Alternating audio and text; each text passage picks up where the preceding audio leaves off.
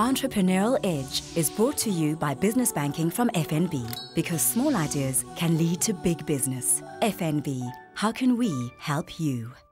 Welcome back to the Entrepreneurial Edge. I'm Chris Bishop. Now, if you have any comments and suggestions on the show, please send me an email to entrep@avn360.com. Now, still in the studio with me, I have Vivien Natasen, the founder of Neo Africa. Now, you turned a business from a handful of employees, 150,000, into more than 230 million a year turnover. And in 2010, a very proud year for the entire continent, you put your money up to sponsor the World Cup when it was held here in South Africa. That decision must be a difficult one. Surely some people in your company were saying, well, what are you doing? You're giving our bread and butter for something that's passing through. What did you say to them? Well, firstly, it was a tough negotiation to get in the door in the first place. We were competing with other big brands to secure a national supporter spot. So convincing the staff, firstly, was to explain to them that activating the brand was important at this point in time. Prior to that, there was a lot of confusion between the Neo Africa brand and, let's say, for example, Neotel. Although there's an IT telecoms leg to both businesses, we needed a differentiator. And by working closely with the FIFA and the LOC team, we were able to establish exactly how much activation we could get from this. So it wasn't really about slapping the logo on the screen. It was we timed ourselves very carefully on it. In fact, we signed our sponsorship contract with FIFA 2 days before the start of the Confeds Cup. So it was kind of an accidental thing. We didn't set out to just become a World Cup player in the whole FIFA family. And a very expensive thing as well, because to become a national supporter, is what you were, can cost up to $30 million US, I understand. Yeah, the marketing packages started from 30 million US and then obviously went up from there to the sponsor level like an MTN or even higher to the larger brands. But from our perspective, I think we were proud and honored, firstly, to be given the opportunity. It had to be cleared by all the other FIFA family members as well. And so that was the first sort of slap on the back or pat on the back we could give ourselves, that we secured the position well above other listed companies in the country. Convincing the team, it wasn't just an autocratic decision to say, well, yes, let's just get in there.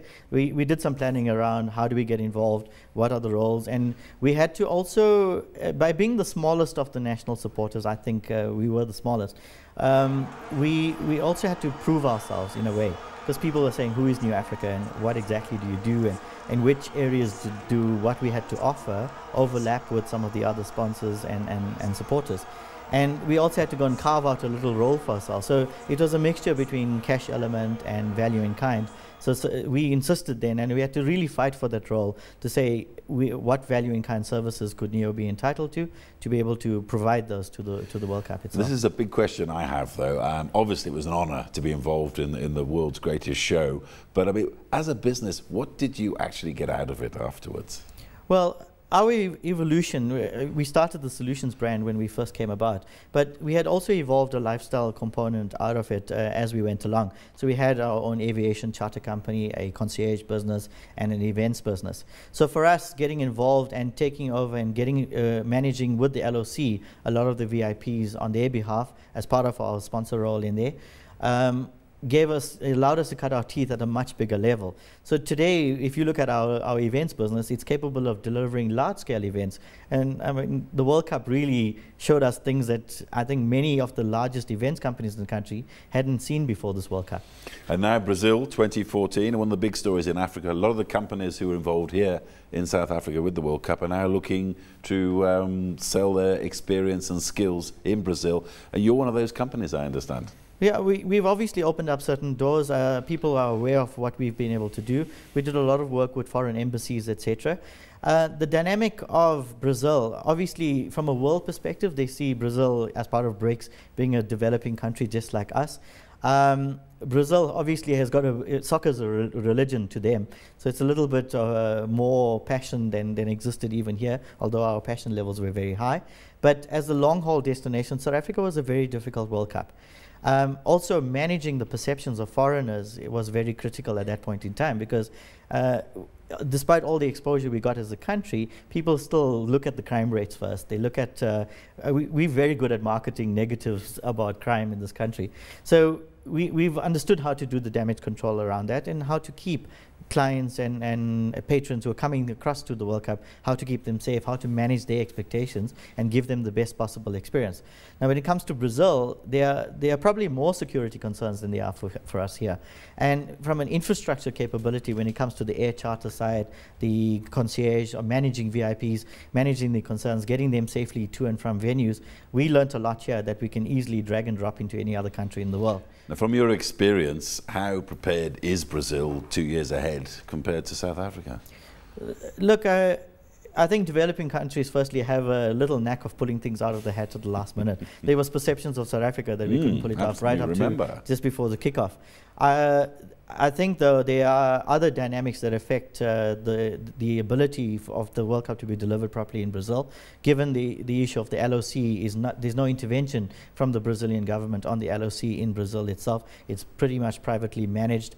If they don't, that's causing issues like, for example, the guarantees, etc., not being signed on time. So there are warning bells which need to be addressed literally within the next 6 months. If not, then that World Cup is at risk from my perception. In terms of the ability to deliver it from an infrastructure perspective, they are behind schedule, but it can be compensated for. So it's very easy on the transportation side, etc., to compensate with that. Public transport is strong. However, there's another level of managing safety and security in that country. And remember, they've got more stadia, more regions to deal with. Logistics are a little bit more awkward in that country. But I think they can pull it off. But it takes everyone getting to the same page now. What do you think the Brazilians have learned by watching what the South Africans here dealing with FIFA and pulling off the World Cup? What do you think the Brazilians learned from that? I think they've learned how to stick on the belts and braces. They've also, in negotiating with FIFA generally commits lockdowns well ahead of when countries like developing countries are ready to lock down on. So I think Brazil has been holding back to say, let's rather get our ducks in a row before we sign on any guarantees, etc. So that's going to, obviously, those trade-offs will happen, but it'll allow the Brazilians to negotiate a little bit of a better deal than the South Africans did on our side. And how are the companies from Africa faring over there doing business with the organisers of the next World Cup? I think a lot of them have made inroads because from an operational perspective, the people that are on the ground on the delivery side already are most of the team that shifted from here anyway. So using these connections and the credibility and the fact that there's some rapport that exists already, it should open up some doors. I think you do, though, to go to Brazil, given the language issues, you do need to go in with local partners on that side. To just pitch up as an African company saying that, well, we can help and we did this, then it's not going to cut it. You do need to show some ability to overcome the language gap. And what are the chances of seeing the Neo Africa logo at the 2014 World Cup in Brazil? That's not in our strategy. I mean, obviously, to get a non-Brazilian logo, because national support is only available to local on that continent, it's obviously a much more expensive sponsorship to get in on tier 2, so it's not in our strategy at this point in time to consider a brand activation. And also, in terms of sponsorship, I understand that you also went into another sport which is perhaps struggling a bit at the moment, and for a very altruistic reason, the sport of boxing. Yeah, I was approached about 3-4 years ago to get involved in boxing, and I know it was one of the things my dad used to love watching was boxing, in fact, and I remember the old days of the Gericotseers, etc. And to me, growing up, boxing was a gladiator sport. So, and you fight with honor. In fact, today, if you look at the market, like EFC's taken off quite strongly in this market, again as a gladiator sport, but on a different rule set. But I see boxing as, if it gets back to its roots in this country, it's more a gentleman's gladiator sport. There are very specific rules and in how you fight in a boxing match. Now, we believed, especially as Neo, and the Neo ethos is about firstly getting into the trenches, and we believe in a kind of Japanese tribal warfare concept in business. And I felt at that time the governance levels were slipping in the country. There's a lot of corruption, mismanagement, etc., and the ethics levels were dipping. So we felt putting our name behind something that should go back to pure honor was important at the time, and that's how we got involved in sponsoring the 5 boxers. Unfortunately, subsequently, we find that boxing has still not transformed its own name. I suppose there are other sporting codes that also need to do that right now in this country, but generally, we're hoping for the day that the key ethos of boxing is more about honor and bringing the glory back to the sport. But it must be quite difficult. I mean, you look at recently there was a punch up at the press conference of a recent heavyweight fight. Must be a difficult one for companies to get involved in sometimes. Yeah, it does deter sponsorship because, I mean, we refuse to sponsor the promoters, etc. We went in directly at the boxer level. Because what I found when we first intervened in the sport was there were boxers that they go and practice every day at the gyms, etc. But they don't have money to put food on the table.